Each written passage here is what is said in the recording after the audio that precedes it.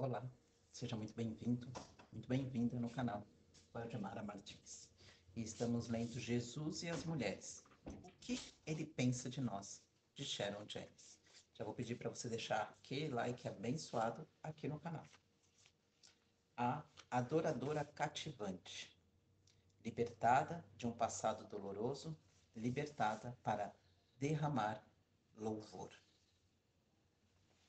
Já soube da novidade?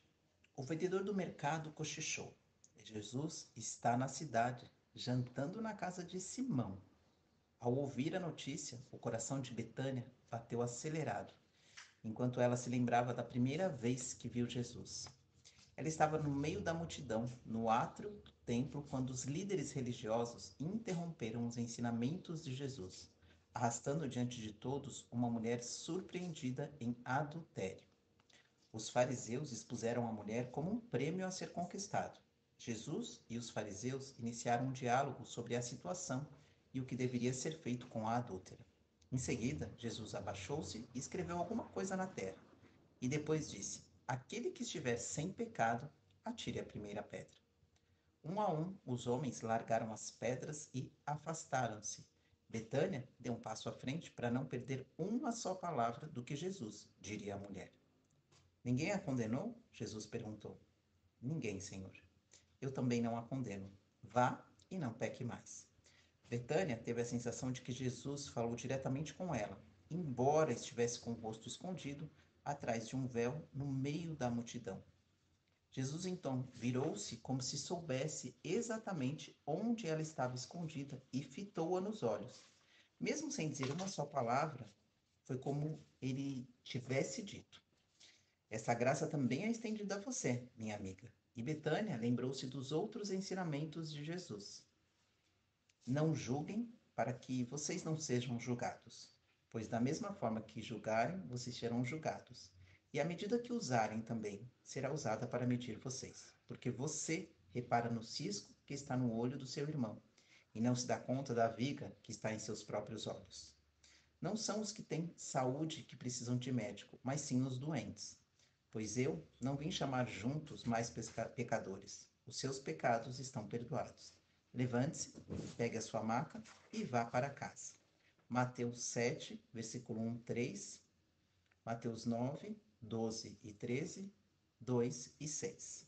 Assim como o paralítico, ela também estava paralítica e aleijada, mas de uma forma diferente. Ela sentia-se enredada num ciclo de pecados do qual não tinha condições de se libertar. Porém, todas as vezes que ouvira Jesus falar, sentira-se atraída pelo tilintar das chaves que a libertariam. O burburinho em toda a cidade era: quem é este que perdoa pecados? Ela sabia. No fundo do coração, ela sabia que aquele era o Messias prometido, aquele de quem Isaías falara. O nome de Jesus foi citado por Isaías? Não. O Espírito do Senhor está sobre mim, porque ele me ungiu para pregar boas novas aos pobres. Ele me enviou para proclamar liberdade aos presos e recuperação da vista aos cegos, para libertar os oprimidos e proclamar o ano da graça do Senhor. Lucas 4, versículos 18 e 19. Isaías a descreveu perfeitamente: pobre, oprimida, cativa, prisioneira, pesarosa, triste e desesperada. Se Jesus perdoou a mulher surpreendida em adultério e o paralítico na maca, talvez possa me perdoar também, ela pensou, esperançosa. Ah, como seria bom ser libertada de seu passado, ser libertada da vergonha e da condenação por causa de sua vida pecaminosa e pervertida. Ser libertada do silêncio, do afastamento e dos olhares cheios de ódio das mulheres do vilarejo. Ser libertada da violência e dos maus tratos contra seu corpo infligidos por homens dispostos a pagar por alguns momentos de prazer. Ser libertada da enfermidade de sua alma. Agora, ao saber que ele estava na cidade, ela sentiu-se impelida a correr até ele e adorar aquele que poderia libertá-la. Preciso ir aonde ele está, disse baixinho, mas não posso chegar de mãos vazias. Que presente eu poderia levar para esse homem santo? Ela desviou o olhar do chão sujo e pousou no frasco de alabastro em cima do manto surrado. Sua capacidade de demonstrar amor verdadeiro havia sido bem fechada com uma tampa, da mesma forma que o unguento naquele frasco frágil, frio, duro, impermeável. Segurou a fina peça egípcia de mármore. O frasco, de tonalidade bege claro, esculpido delicadamente, continha nardo puro, um perfume caríssimo. As veias da pedra, em formato de plumas, fizeram-na recordar-se dos caminhos tortuosos e retorcidos de sua vida. E a pedra fria refletia seu coração endurecido. Mas, de repente, ela lembrou-se de como o olhar de Jesus começara a aquecer e atravessar a superfície glacial de sua alma. Cada lembrança extraiu uma lasca da pedra protetora que a caracterizava. Eu também não a condeno. Foi o que ele disse, ela sussurrou. Embora o frasco fosse pequeno a ponto de caber na palma de sua mão, o perfume dele era tão forte que podia impregnar um cômodo inteiro. Era seu único bem valioso. O que posso oferecer a ele? Ela se perguntou. Vou oferecer tudo o que possuo. A mulher abriu caminho entre as multidões nas ruas empoeiradas de Cafarnaum. Você ouviu? Você ouviu? Ela perguntou. Fiquei sabendo que Jesus veio a esta cidade. Sabe onde ele está? Sei, alguém disse com zombaria. Mas o que ele haveria de querer com alguém da sua laia? Onde ele está? Ela suplicou. Por favor, diga-me. Onde ele está? Está jantando na casa de Simão, o fariseu, mas você não será bem recebida. Sem fazer caso do aviso, ela levantou a barra do manto, segurou firme o pequeno frasco junto ao corpo e correu para a casa do fariseu, que todos conheciam.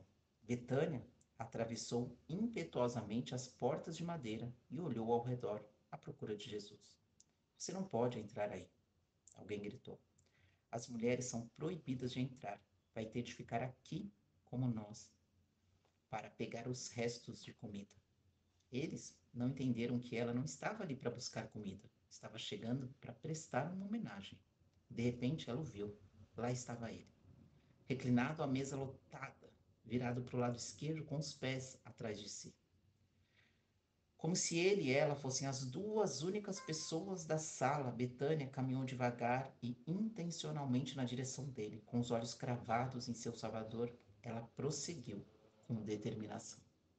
Os homens começaram a desviar a atenção da conversa, acompanhando-a com um olhar enquanto ela atravessava a sala. Alguns a conheciam por sua reputação, outros porque eram seus clientes. Lentamente, sem tomar conhecimento dos olhares condescendentes de todos os homens convidados para o jantar, ela ajoelhou-se, empolgada ao lado de Jesus, e envolveu os pés dele com as mãos, aqueles pés preciosos. Lágrimas encheram-lhe os olhos e começaram a cair como gotas de chuva. Em seguida, as gotas salgadas abriram caminho por entre a máscara endurecida dos anos de angústia reprimida e jorraram como uma fonte inesgotável.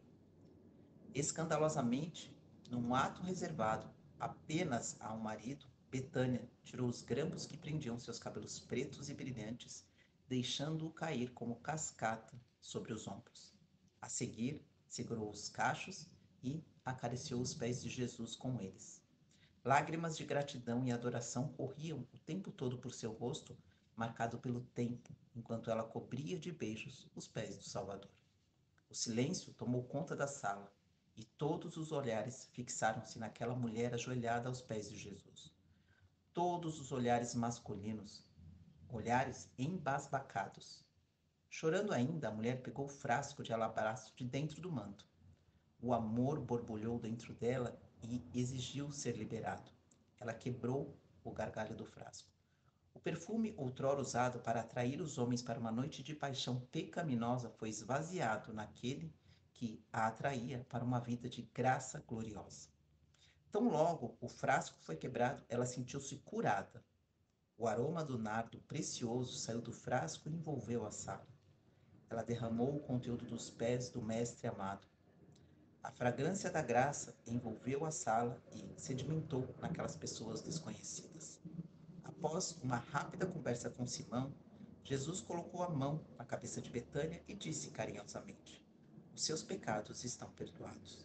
A sua fé a salvou. Vá em paz. Uma análise mais cuidadosa. Quem era aquela mulher? Por que atravessou as fronteiras que separam masculino de feminino e enfrentou os olhares condenatórios da multidão para ver Jesus? Qual era o significado do perfume? O que podemos aprender com o ato corajoso dela? Vamos fazer uma análise mais cuidadosa de como Lucas descreveu a cena. Em Lucas 7,36 diz assim: Convidado por um dos fariseus para jantar, Jesus foi à casa dele e reclinou-se à mesa. Simão era fariseu e líder religioso. O nome fariseu significa de fato separado ou piedoso. Por serem mestres da lei, os fariseus se separavam dos pecadores impuros. Traçavam limites restritos entre as pessoas santas e as comuns. Não permitiam ser tocados pelos pecadores. Eram, claro, os únicos que definiam quem era um justo e quem não era, e o que não era nada justo. No entanto, conforme sabemos, nosso afável Jesus não fazia caso dos limites impostos pelos homens e entrava diretamente no coração humano. Jesus não era um homem comum, mas aquele que veio para salvar pessoas comuns, como você e eu. Desde os pastores na encosta da coluna, os primeiros a ouvir as boas novas de seu nascimento, até a mulher à beira do túmulo, a primeira a receber as boas novas de sua ressurreição. Todos eram pessoas comuns. Naquela ocasião, porém, Jesus estava jantando com o próprio grupo que em breve o sentenciaria à morte. Em Lucas 7, versículo 37 e 38, diz assim: Ao saber que Jesus está comendo na casa do fariseu, certa mulher daquela cidade, uma pecadora, trouxe um frasco de alabastro com perfume e se colocou atrás de Jesus a seus pés. Chorando, começou a molhar-lhe os pés com suas lágrimas. Aqui temos outra mulher sem nome. Eu dei-lhe o nome de Betânia para ajudar-nos a entender o fato de que ela era uma mulher verdadeira, de carne e osso, não uma personagem de alguma história. Eu sinto-me particularmente atraída por essas mulheres anônimas, porque podemos preencher o espaço em branco com nosso nome. Ela é conhecida como pecadora, a mulher que ungiu Jesus, ou mulher com um frasco de alabastro. A nova tradução, na linguagem de hoje, a descreve como mulher de má fama. A verdade é que Lucas não diz que ela era prostituta. Os estudiosos supõem que fosse. O que ela fazia para ganhar a vida não é realmente importante. Poderia ter sido ladra ou até mesmo mexeriqueira. Essa é a história de uma mulher pecadora que foi perdoada por Jesus. Ela é uma mulher cuja gratidão transbordou num ato generoso de amor. E é isso que está em jogo aqui, não o pecado em particular. O pecado que a caracteriza pode ter sido uma série de coisas. Se nos fixarmos na especulação de considerá-la prostituta, não entenderemos o ponto principal. Talvez você tenha dificuldade de ver Jesus pelos olhos dela, a menos que seja prostituta. Portanto, por ora, vamos retirar este rótulo dela. Vamos vê-la conforme foi a intenção de Lucas, uma pecadora. Você é capaz de se ver entrando numa sala cheia de olhares masculinos embasbacados? É capaz de provar lágrimas salgadas? É capaz de sentir a gratidão de uma mulher libertada borbulhando dentro de você? É capaz de abaixar-se humildemente aos pés de Jesus como ela? Espero que sim. Não existe lugar melhor onde estar. Não sabemos exatamente onde aquela mulher conheceu Jesus. Pode ter sido no templo, quando os fariseus levaram uma mulher surpreendida em adultério. Pode ter sido num lugar qualquer onde Jesus estivesse ensinando ou realizando curas milagrosas. Não sabemos onde nem quando, mas sabemos que em algum ponto ela encontrou a graça perdoadora de Jesus. E não podemos esquecer os detalhes de sua intromissão. As mulheres elas eram proibidas de fazer refeições na companhia de homens. Eram proibidas de servir em reuniões como aquela. Tratava-se de um evento só para homens, em todos os sentidos, e, no entanto, aquela mulher, corajosa, atravessou o limite estabelecido. Além de acolhê-la, Jesus convidou-a para sentar-se com ele à cabeceira da mesa. Em Lucas 7,38 diz assim: Chorando, começou a molhar-lhe os pés com suas lágrimas. Depois, os enxugou com seus cabelos, beijou-os e os ungiu com o perfume. Como mencionei antes, naquela cultura, as mulheres usavam cabelos presos. Soltá-los em público era um escândalo e motivo de divórcio. Cabelos soltos ao vento eram considerados sedutores e reservados apenas ao marido na privacidade do lar. Aquela mulher, contudo, não se importava com as regras da sociedade ou com o que os outros pensavam dela. Sua única preocupação era adorar Jesus. Usando seus cachos escuros como toalha de mão, ela enxugou os pés dele, e as lágrimas pararam de correr. No entanto, ela ainda não havia terminado a tarefa. Ela tinha mais um ato de adoração a executar. Quebrou o gargalho do frasco de alabastro e derramou generosamente todo o conteúdo nos pés de Jesus. Em Lucas 7,39 diz assim: Ao ver isso, o fariseu que o havia convidado disse a si mesmo: Se este homem fosse profeta, saberia quem nele está tocando e que tipo de mulher ela é, uma pecadora.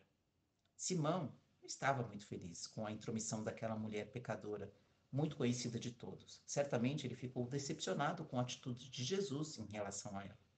Jesus sabia o que Simão estava pensando. Em todo o Novo Testamento, lemos que Jesus conhecia o pensamento das pessoas. Depois de perdoar os pecados do paralítico, Jesus sabia que os mestres da lei estavam pensando. E quando ele curou o homem com a mão atrofiada num sábado, diante dos fariseus, Jesus sabia o que eles estavam pensando. E mesmo quando um silêncio parou naquela sala cheia de homens que observaram a mulher adoradora chorando aos pés de Jesus, o mestre ouviu cada pensamento não verbalizado. Simão duvidou da divindade de Jesus por ele ter permitido que aquela pecadora tocasse nele, como se o convidado não soubesse que tipo de mulher ela era. Jesus provou sua divindade ao responder aos pensamentos não verbalizados de Simão. Além de saber que tipo de mulher ela era, Jesus sabia que tipo de homem o fariseu era. Simão achou que Jesus deveria ter corrigido a mulher, mas Jesus o corrigiu. Em Lucas 7, 40, 44, diz assim: Então lhe disse Jesus: Simão, tenho algo a lhe dizer. Dize, ó mestre, disse ele. 2 homens deviam a certo credor. Um lhe devia 500 denários e o outro 50. Nenhum dos dois tinha com que lhe pagar, por isso perdoou a dívida a ambos. Qual deles o amará mais? Simão respondeu: Suponho que aquele a quem foi perdoada a dívida maior. Você julgou bem, disse Jesus, e em seguida virou-se para a mulher e disse a Simão: Vê esta mulher? Vamos fazer uma pausa e pensar nas 3 palavrinhas que mudaram a vida daquela pecadora. Vê esta mulher?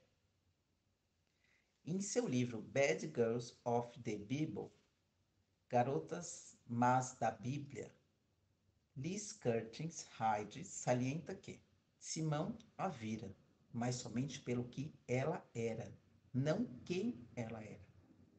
Olhou para sua forma, não para seu rosto.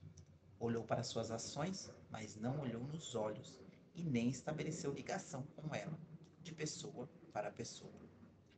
Simão viu uma pecadora. Jesus viu uma filha de Deus arrependida. Jesus a viu verdadeiramente e deixou para trás a reputação manchada e viu o coração sincero. Nosso Deus é El Roi, o Deus que vê. E ele viu aquela mulher preciosa ajoelhada aos pés de seu Salvador. Ela sabia o que era a rejeição, sabia o que significava ser convidada para uma festa apenas para ser usada pelos homens presentes no local. Jesus também entendia isso. Estava cercado de pessoas que viam somente o que podiam extrair dele, em vez de ver quem ele realmente era. Cura física, pão grátis, água transformada em vinho, saúde mental. Usado? Jesus conhecia a palavra usado. Os homens usaram-na a vida toda, e as mulheres tratavam-na com aversão. Jesus, porém, aceitou a sua adoração e elogiou sua humildade. E nenhuma vez ele recuou ou recusou ser tocado por ela. Em Lucas 7, versículo 44 e 47, diz assim: Entrei em sua casa, mas você não me deu água para lavar os pés. Ela, porém, molhou os meus pés com suas lágrimas e o enxugou com seus cabelos. Você não me saudou com um beijo, mas esta mulher, desde que entrei aqui, não parou de beijar os meus pés. Você não ungiu a minha cabeça com óleo, mas ela derramou perfume nos meus pés. Portanto, eu lhe digo: os muitos pecados dela lhe foram perdoados, pois ela amou muito. Mas aquele a quem pouco foi perdoado, pouco ama. Simão convidou Jesus para um jantar, mas prestou pouca atenção nele.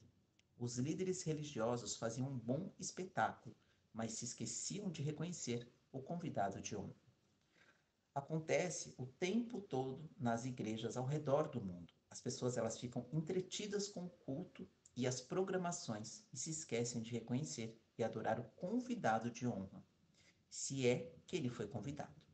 No entanto, de repente, chegou alguém que não se esquecera dele, uma mulher, uma pecadora, rejeitada socialmente, e ela o ungiu com perfume. O perfume era muito caro e difícil de ser obtido naquela época. A maioria dos perfumes originava-se de plantas e nenhuma crescia naturalmente na Terra Santa. Tinham de ser importados da Arábia, do Irã e da Índia, entre outros lugares. Em geral, os anfitriões derramavam algumas gotas de óleo na cabeça dos convidados como demonstração de hospitalidade. Eu imagino que isso certamente ajudaria a amenizar o odor de uma sala lotada de pessoas que não possuíam encanamento dentro de casa, nem chuveiro para uma ducha diária. Aquela mulher, contudo, ela não derramou apenas algumas gotas do nardo caríssimo na cabeça de Jesus. Ela derramou o frasco inteiro, tudo. Dali a alguns meses, Jesus pagaria um preço exorbitante por nossa liberdade eterna. Mas naquele momento, a mulher deu tudo o que possuía em gratidão pela liberdade dela. Foi uma cena de contrastes. Simão não recebeu Jesus com o beijo costumeiro. A mulher não parou de beijar os pés de Jesus desde que entrou na casa. Simão não ofereceu água para lavar os pés de Jesus. A mulher lavou os pés de Jesus com suas lágrimas. Simão não colocou o óleo tradicional na cabeça de seu convidado. A mulher derramou um frasco inteiro nos pés dele. Simão olhou com ar de condenação. A mulher transbordou de amor. Simão não ofereceu nada a Jesus e a mulher ofereceu tudo o que possuía. Aquela mulher, ela não pediu nada, mas ela recebeu tudo. Encontrou cura na casa de um hipócrita, como fez com uma samaritana à beira do poço.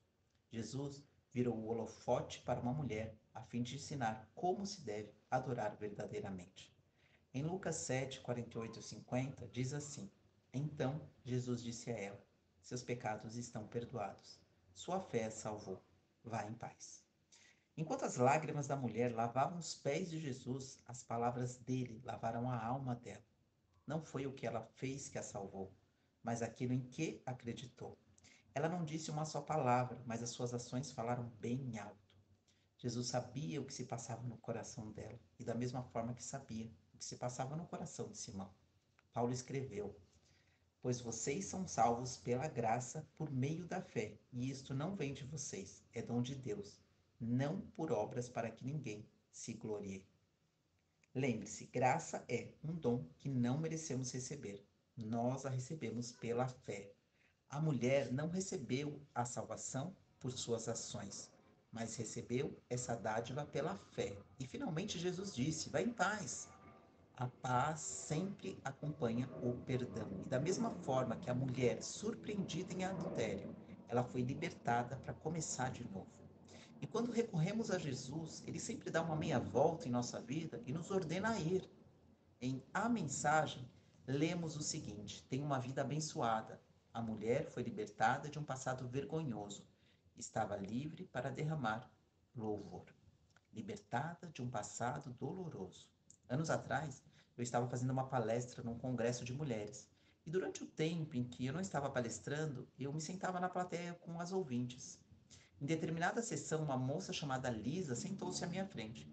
E durante os momentos de adoração, Lisa levantava as mãos e adorava a Deus, como se os dois estivessem sozinhos no ambiente. Obrigada, Jesus, ela exclamava de vez em quando.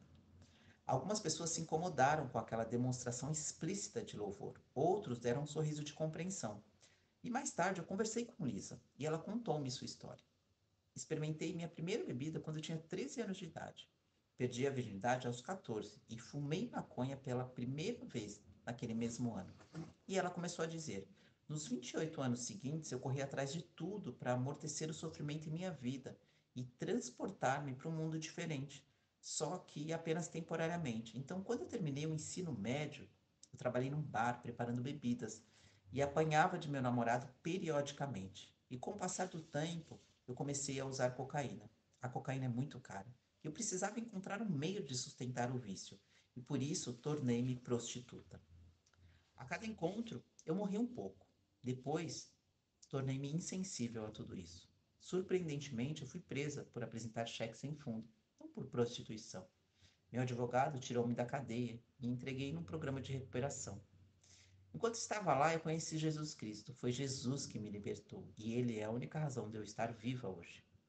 Quando eu conheci Lisa, ela era casada, mãe de 2 filhos e trabalhava como diretora de um ministério de mulheres numa igreja vibrante e em expansão. Agora diga-me, ela tem ou não tem motivos para louvar a Deus? Claro que tem. Talvez você não tenha sido redimida de uma vida de prostituição ou de dependência química, mas você e eu fomos redimidas da mesma forma, de uma vida de pecado e condenação. Todos nós cometemos erros, apenas ocorre de serem erros diferentes. A igreja está repleta de homens e mulheres que olham para o passado com arrependimento. Uma escolha mal feita, uma visita a uma clínica de aborto, um relacionamento sexual de uma noite numa festa da faculdade, um clique no teclado do computador.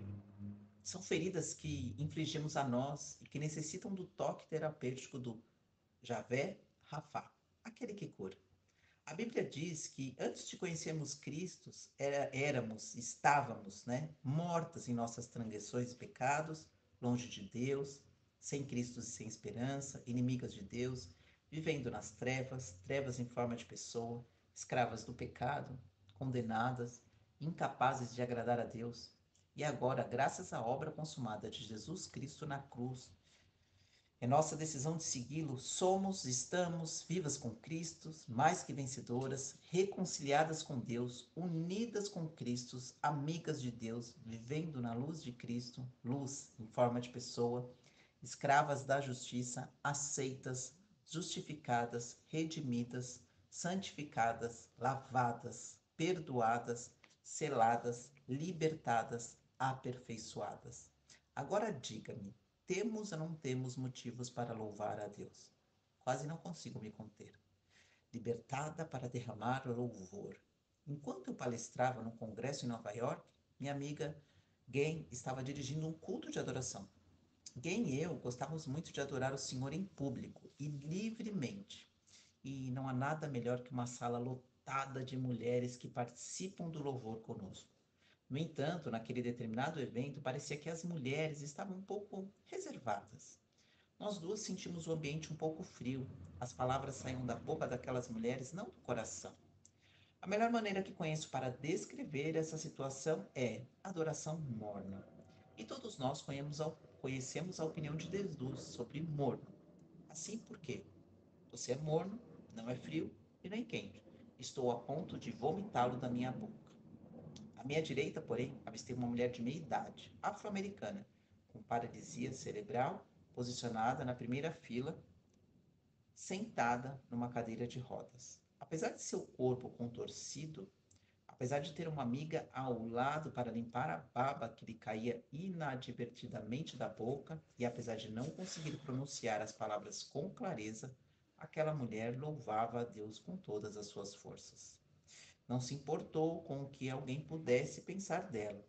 Quando se trata de adoração, o assunto é entre ela e seu Jesus. Ela amava Jesus sem sombra de dúvida e demonstrava esse amor.